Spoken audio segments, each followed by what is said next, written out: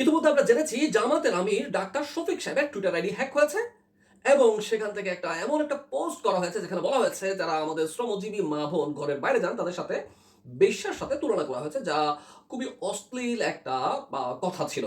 বা বিশ্বের ইতিহাস যদি আমরা তাকাই যে গুরুত্বপূর্ণ ব্যক্তিবর্গের টুইটার আইডি হ্যাক হয়েছে, যেমন Barack Obama, Donald Trump, Elon Musk বা নরেন্দ্র মোদী, তাদের আইডি আবার রিকভার করতে সর্বনিম্ন ৮ ঘন্টা, ১২ ঘন্টা বা ২৪ ঘন্টা সময় লেগেছিল। এখানে কিন্তু বেশ কিছু প্রশ্ন উঠে।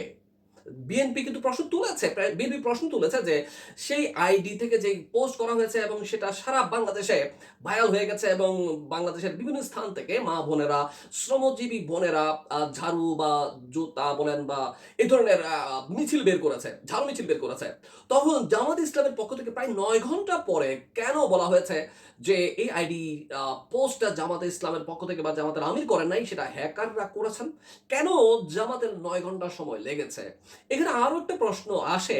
সম্প্রতি বরগুনার জামাত ইসলামের সহকারী সেক্রেটারি আহসান হাবিব, তিনিও কিন্তু বলেছিলেন যে ডাকসুতে বেশ্যারা ছিল আগে।